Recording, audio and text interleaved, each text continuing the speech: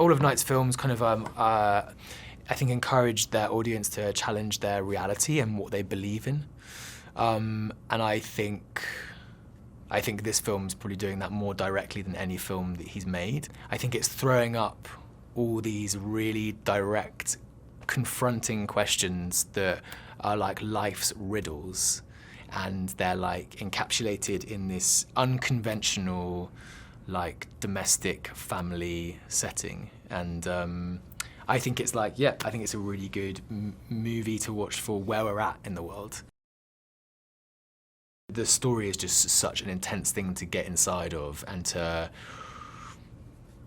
realize the journey that the characters are going to go on throughout in this like very domestic, inescapable setting with these giant themes in it. It just asks these huge questions.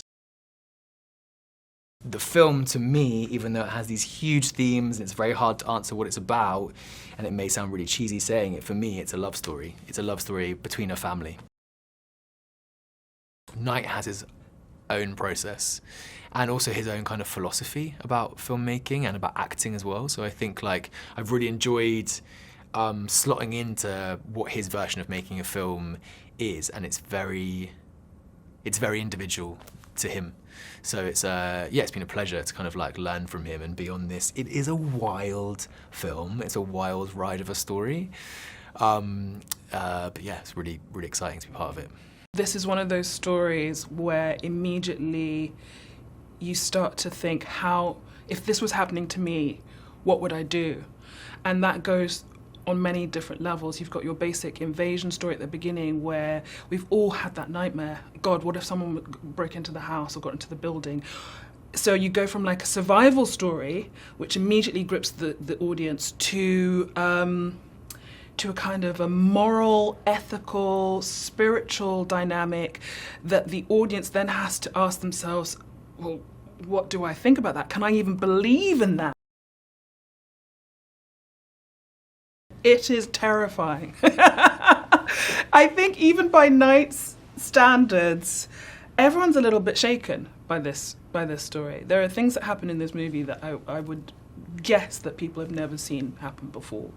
And as performers, you know, Night is challenging us. He's challenging us to push our own boundaries creatively, to have faith in him. He's having faith in us. You know, I think artistically that can be like just a really great breeding ground for creativity and inspiration, is to ask people to kind of go past their comfort zones.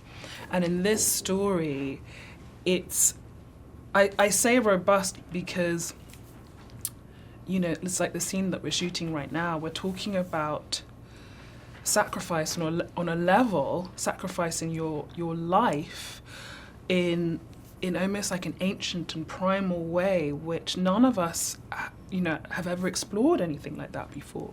So we're all putting our trust in Night completely. And I think he's putting his trust in us as well, that if we tell the story correctly, it'll go past the kind of shocking, sensationalist aspects of the story and go into something deeper and something moving and hopefully touching as well. So I think what's interesting about Sabrina and about our four like messengers, let's say, the four people who have to deliver this message to Eric and Andrew are normal people. They're normal people who are living lives. Sabrina is a nurse. She's a caring woman. She's someone who's close to her family. She's someone who didn't really have a belief in faith or God necessarily, and then one day started to have these supernatural visions that changed the course of her life, and she felt compelled to be here where the story begins. We had a conversation, and Night didn't offer me a job or say anything about knock at the cabin, and then we set up another Zoom call for when I get home, and I think we had another conversation, maybe two more conversations, before he actually told me there was a project he was working on. And he said he wanted to send me the script. I think he just wanted to feel me out, and I think he was kind of familiar with my career, but, you know, like you pointed out, this is very different from anything I've ever done.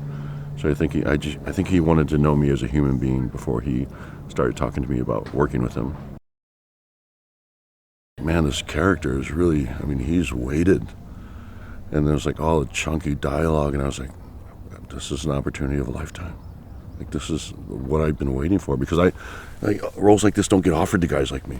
You know, I'm typically, everybody wants me for action stuff, and they kind of, you know, I've kind of been fighting to get out of that box, but people naturally, and I understand why, want to put me in that box, because I fit the bill, and I'm good at action. I play that guy, I can be that guy, but I want the deeper roles because I want to prove myself as an actor. So those roles are just super few and far between, especially leads. It just don't happen. So this is kind of the opportunity that I've been wanting for years and years and years. He's a very demanding director, but, you know, it's weird because it's not overbearing. Like, he's such a pleasant, friendly, lovable person, and he's so supportive. I think that also he takes pride in wanting to bring the best out of you. But also, I think that, you know, this is his vision, and you have to deliver his, you know, what he wants, what he sees. So I respect him enough to completely trust in him. The biggest message in this, is just sacrifice. You know, help somebody, you know, help people out. You know, I'm willing to give up something I have to help somebody else who has less. You know, don't be so greedy. You know, be willing to love. The one thing that's consistent with Night is his movies center around family, and there's an emotional journey that, you know, the characters in the audience take with each of his films. And so that journey and the emotion he's touching on and the family experience is a little different in each. So Knock at the Cabin is a story about a family of 3 who take a vacation, basically rent an Airbnb on a lake in the woods, and then they have some unexpected visitors who stop by and overstay their welcome. Right? My take on Knock at the Cabin and Night's intention is yes, to provoke thought and for us all to reflect and how to relate with these characters, you know, and what would we do in these circumstances. And you know, I think there's a relationship to the Bible in this story, right? And, you know, what are we willing to sacrifice for the greater good, and family and love, and that being unconditional. And also, we live in a time where, you know, there's a ton of information available to us. What's real, what's not real? How do we decipher what to believe? And so I think these are all questions and themes that are being contemplated in Knock at the Cabin.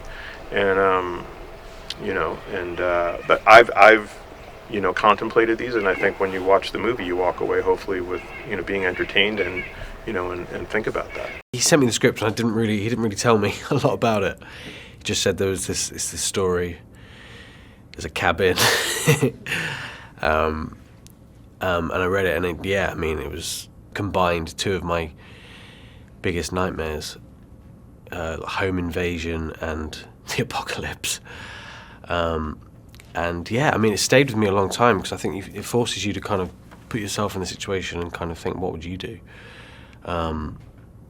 It's just deeply disturbing and pitched at, it's such a fever pitch of kind of conflict, and there was just so much going on, and all confined in this one space with kind of very few characters. So it was, I found it really, really powerful, really moving. I think he's an absolute genius in this genre and as a storyteller. I think you kind of develop this kind of second language, really. We kind of were on the same page, and his direction is just, he has this way of articulating notes in a way that kind of gets right to the heart of it, and he doesn't really have to say a lot for you to understand exactly what he wants. I love working with him. He's just so warm and really nurturing, just so, I think, just really brave, and like what we're seeing from him now is just some really bold storytelling. He kind of expects kind of absolute kind of perfection, and it's brilliant because it really kind of forces you to. You can never really sit back and relax, even if you're in a scene and you're just sat in a chair in the background. He can see you, and you know you have to be in it, and it's I find it quite a thrilling way to work. The cabin is a perfect setting for something like this because it's a place where it's just so isolated, anything really could happen, and you're so far away from kind of any help, so it just makes it even more kind of disturbing. There's this real like kind of manic kind of fear that comes with him, and he's a character who's also kind of in reform. He's obviously got a shady past, but I think where we find Redmond, he's actually kind of doing okay in life, and he's kind of in a good place, and suddenly he's hit with this huge kind of burden and decision to make. So yeah, I mean, he's kind of very aggressive. He still has kind of a lot of anger that I think he's kind of struggling with, and we see that come out in lots of different ways. I love kind of big, bold characters like Redmond. There's so much to kind of play with. But it's, I guess the challenge with that is kind of finding the colours and finding kind of not pitching it as, I mean, because you could play him in so many ways, really. He could be just, the anger could be kind of the only thing you really kind of see, but there's other things going on there. Dave is amazing. He's got this just incredible presence. I mean, he's physically just this kind of mountain of a man, and just really sweet and just a lovely guy. And yeah, I mean, he's got some huge, like, really, I mean, he really has the heavy lifting with the dialogue, and he's great. I mean, it's so deceptive. He's kind of, you look at him and you think, he's this kind of big, kind of strong, quite intimidating looking guy, but he's just got this such gentle kind of nature. When I read the script, I was breathless through the entire thing.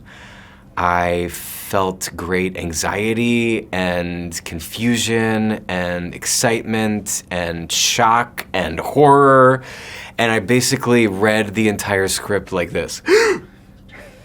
Like, what is gonna happen? What are they gonna choose? What is happening right now? The whole thing, I read it so quickly, and it just kind of scared me in a deep kind of profound way.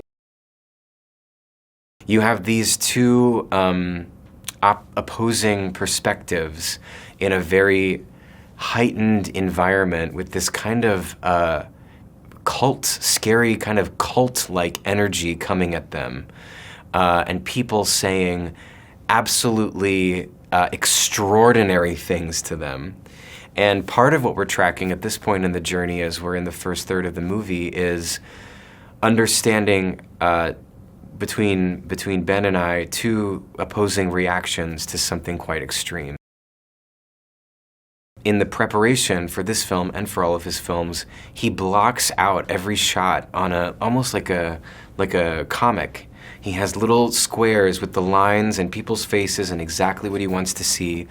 And so as a performer, you're not having to collaborate and talk about staging and blocking, and maybe I go over here to pick up the thing and you go over there. No, he's got it all set up with all the moves, and in that way it is kind of like theater because it's like pre-made choreography and pre-made setups. And then it's your job to come into those visuals that he's already set and bring them to life. And so I feel with those kind of restrictions and constraints make me feel incredibly free, because I feel like all I have to think about is what's happening in the exact moment. It was different when we were growing up 20 years ago. Acceptance of sexual identity was just in a totally different place. and we've come so far since then. And we are pinching ourselves that we get to be in this, Hollywood horror movie as gay actors playing gay characters in an M. Night Shyamalan movie. I mean, this would not have been the case 15 years ago. And that specialness and that progress that we're benefiting from is not lost on us. And it's such a cool opportunity to just be ourselves in a movie, in a scary, in a fun, kind of interesting, scary movie. Having a child on set is just it keeps us all humble, it keeps us all playful, and it keeps us all on our best behavior. Because I think kids in life tend to bring out the best in people because you want to be a good role model and set a good example for them. And Kristen in particular is such an extraordinary little girl and such a precocious, intelligent, unique person that she is endlessly entertaining and endlessly inspiring to be around. It's really her first time acting and her first movie, and we all are conscious of wanting it to be a great experience for her and wanting her to have a good time and wanting to kind of show her the opportunity of what acting can bring. The cameras are so all over the place and in really not random, but like angles and shots that I have never experienced before. And in a way, it's almost more freeing because I'm like kind of unaware of where the camera is at times, because it'll be in the corner of a room or above our heads or like right in our face, but it kind of adds to the surreal element of the whole movie and does somehow, even if the camera is right in my face, just makes it feel freer and adds to it. I've never played anyone like Adriane before. She's a young single mother. She's a cook at a diner. I remember her being described as really tough, but has a big heart and is really trying to connect. And I found it really interesting to just explore what that would be like to have a kid and to leave my child to do what I think is gonna save the world and benefit the human race. It's been a lot of fun. It's kind of crazy because I think the story is so dark and intense. So when we're actually in the cabin, so far it's mostly like really intense, somewhat violent scenes. But I think because everyone in the cast and Knight himself, just like a very warm and kind energy with everyone. So it's been like a bit of a kind of a crazy experience because it's so intense, and then like immediately after we're doing a scene, it's really, everyone gets along very well, and it's just like a very warm environment. So it's kind of ideal, I feel like, for things that are so intense to have that, because I think it just makes for a really safe environment and group, which I think you need if you're being like really vulnerable. And it's based on a book by Paul Tremblay, which we were actually familiar with, and we really loved the setup of the book. And the idea, the high concept was so compelling tonight that he just, one day, we were in a meeting, he's like, well, what if I rewrite this and direct it? And we were all like, amazing. So, he really had a real connection to the piece and a take on it that was, that made it feel very contained, but also very profound, and really kind of underlined the big idea, the biblical kind of implications behind the movie. So he decided to do a pass. Again, we love the book, but we made some changes just based on kind of the movie turning into a film as opposed to reading it as a literary piece. And that started the process. So as he wrote it, he fell in love with it, and we decided let's go make it. This would be the next Night movie. It's a natural lean, for Knight and for us as a company. He is an immigrant. He was born in India, as was I. We have family all over the world, in Malaysia and Europe and, Latin America. And so it's very important to us to be able to tell stories that represent people from all over the world. And even just from a audience perspective, I think the audience feels the integrity in that. That is the way the world is, especially as we kind of move into this day and age where we're all so connected, and we want to feel that connection to each other. But it's a big priority for us, and it's just a natural kind of lean as being immigrants ourselves. At the center of it, it can be perceived as a home invasion movie, but then you go one step further and you see there's a family, a really unique family at the center of this, with colors that we've never seen, and a gay couple, and again, as I mentioned, an adopted daughter, which I just think is very fresh for the audience. We all have different relationships in different ways, and I think seeing them at the center of it, again, there's a love story there. So you add that element on top of the home invasion aspect. And then the third element, which again, Knight's very adamant about, is at the center of it, this big high concept of what would you do? Asking the audience this question. If you had to save your family or save humanity, I just think that's such a powerful, profound question that people may have different answers to. And I think all those three things together make this hopefully feel really unique and fresh. I'm very drawn to stories of confinement and telling very large stories through a small window.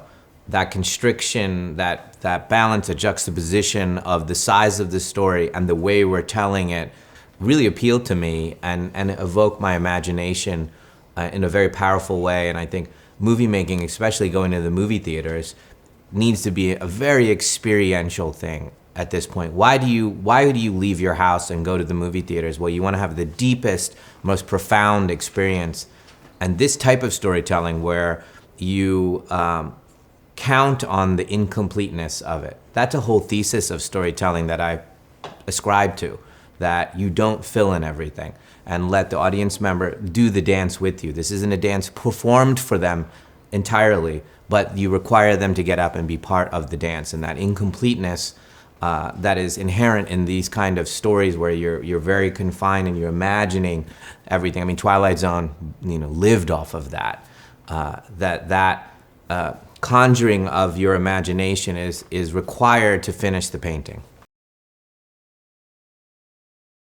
That group, the three of them, were very much a family, Jonathan, Kristen, and Ben. It was magic to see. They just wanted to be around each other, and they did hang out with each other. They go ice skating and doing this, and they were a family. Kristen's mom came over to me and said, she sometimes looked over at them and was like, wait, are they the family? She's like, I don't even feel like that feels like the real family, because they were so, the connection was so real. So very, very lucky that they found each other and that we all found each other. I put every word or not word, the word that I chose not to put in there is done for a particular reason. And you may want to conform the dialogue to make it comfortable, to make it easier to say, but that hitch, that overstatement, that redundancy, or that awkwardness, or the flip of the verbiage of that's how I saw the character dealing with it. So before we go to let's change everything, okay? I want you to try as much as you can to get the original intention. Because if I give you that opportunity to let's change things, let's just constantly change things, yes, I understand how that's expedient and we can get to a truthful thing with an actor quickly. I get that, and especially with TV and things and when you're rushing and you're doing, but we're not doing that. We are going to do this one shot and we're going to spend hours on it. So I want to talk to you about trying to get that hitch in there that seems hard for you, that little weird pause, and where does the anger come from? Why does that thing, let's talk about that rather than saying, I can't do it, or I don't understand it, end of conversation, or wouldn't it be easier to do that? And I always say, wow, you've really made it smoother. Did we improve it? Did you, now it's easier to hear and easier to say and all that stuff. So we have those conversations. It's because I've spent, 5, 6, 7, 8 months alone thinking about that, and our instincts under complete duress and pressure sometimes can make us do things that are easier but not necessarily better for the situation. And we rehearse, and in rehearsals we talk through all of that. I completely forget that it's about a gay couple, honestly, and I just see it as a love story. And strangely, and I told the guys this, that so strangely attached to their expression of love and the way they told their love between them in this tale, that I just saw myself in this story as a straight guy. That's what love feels like to me too, and it may be in some way because it's marginalized or precarious and vulnerable, and the world isn't quite a place that's nurturing of that. I respond to that as well in some personal way, saying, I know it's extremely hard for all of us to be who we are. We're told how to conduct ourselves, what is smart, what is fashion, what is this. We're told everything, and yet each of us are this wonderful color, and it feels sometimes the things that are pokey about us, that are different, we squash that down, and then we don't feel really great about ourselves. So seeing two people being incredibly courageous and just telling a story that would normally just been told with a typical husband-wife story, and just having it told with these two people, super moving. I was saying, I was as a viewer watching as we shot this and made this, I was feeling things that I've never felt before for protagonists. I was seeing dynamics that were fresh and new. So seeing love through another angle was really a beautiful thing for me, and I didn't expect that. The things that restrain us as human beings, our fears, are things that we have to go at. We can't, most of us don't, right? Most of us avoid the things we're scared about and try to make our lives conform to experiences that don't trigger us, don't trigger our fear capacity. And so maybe we don't grow, maybe we don't experience things because we're scared. We don't travel, we don't date that person because we're not sure it's gonna work out, or we don't take that job, or whatever it is. And we confine ourselves. And I think just the basic premise of taking fear as the primary emotion that is afflicting the main characters, and having them, because circumstances won't allow them otherwise, to punch through that fear to get to the other side, I think it's structurally, emotionally a beautiful thing for audiences to feel like, wow, if I go at my fears and I experience the worst possible thing, my worst thing I can imagine, I can come out on the other side and I'm still standing, or I learned something important that resonates with audiences. So I do find this genre very hopeful and a great vehicle for saying powerful things that can stick to us.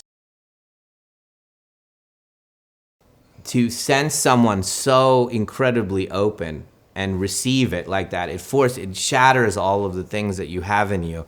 And that's true for him when you're just speaking to him, as a human being, so giving. He doesn't protect himself at all, not even a little bit. Just an extraordinary human being to be around, and an extraordinary actor to direct. I can't say enough about him. I'm still trying to understand how Jonathan exists in the world. I told all 7 of the actors in Knock at the Cabin that every one of you has every right to feel bad for yourselves given what's happening in the story. You're not allowed. You are not allowed. So find another way. You can get angry. You can use humor. You can use artifice to try to trick your way out of things. Find a weapon fight to stay alive, because we love watching characters fight for their survival emotionally. After like 3 days on the set, after 3 days of shooting, he came over to me and he goes, I've said more dialogue today in these 3 days than I have in my entire career in front of the camera. And I never worried about it because he was the right human being. And I know he was, a little bit nervous, but came with such commitment. He's so tough on himself, so I don't need to be tough on him.